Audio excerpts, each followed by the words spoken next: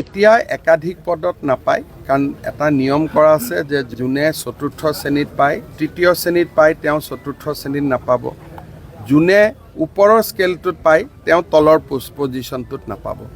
গতিকে এইবাৰ যাতে তেনেকুৱা ধৰণৰ ডাবল কেণ্ডিডেট নহয়, তাৰ বাবে এইবাৰ বহুতখিনি ব্যৱস্থা গ্ৰহণ কৰা হৈছে। এইবাৰ কেণ্ডিডেট লাভ হয়, নহ'লে 1-1.5 হাজাৰ ল'ৰা ছোৱালীয়ে ডাবল পায়।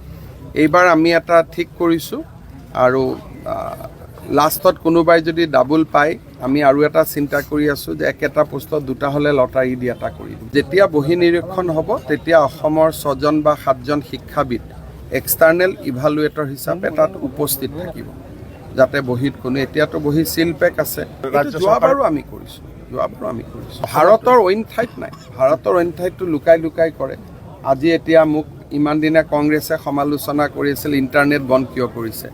আজি ঝাৰখণ্ডত কংগ্ৰেছ চৰকাৰে পৰীক্ষা পাতিছে, আজি তেওঁলোকে অসমৰ পৰা শিকি ইণ্টাৰনেটটো বন্ধ কৰি দিছে। যোৱাকালিলৈকে যি কংগ্ৰেছ দলে সমালোচনা কৰি আছিল ইণ্টাৰনেট কিয় বন্ধ কৰিছে, আজি ঝাৰখণ্ডত কংগ্ৰেছ চৰকাৰে অসমৰ পৰা শিকি পৰীক্ষা হৈ থকা সময়ছোৱাত ইণ্টাৰনেট বন্ধ কৰিছে।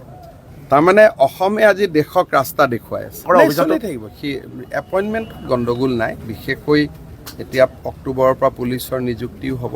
আমাৰ ইয়াত বেলেগ কথা একো নাই, চব ল'ৰা ছোৱালীয়ে ভাল কৰি চাকৰি পালে হ'ব, আৰু ভালকৈ মহিলাৰ চেকিঙো হ'ব। মহিলাৰ চেকিং নহ'লে মহিলাই যদি কাগজ লৈ আহে কেনেকৈ হ'ব। গতিকে এয়াৰপৰ্টত যেনেকৈ চেকিং কৰে, সুধি লয়, পাৰ্মিশ্যন লৈ পেলাই চেক কৰিব। চেক নকৰিলে পৰীক্ষা কেনেকৈ? এইটো যদি মহিলা বুলি মহিলাক চেক নকৰোঁ, কালি পৰহি ল'ৰাবিলাকে ক'ব যে ছোৱালীবিলাকে ছোৱালীক চেক নকৰিলে, ল'ৰাক কিয় চেক কৰিছে।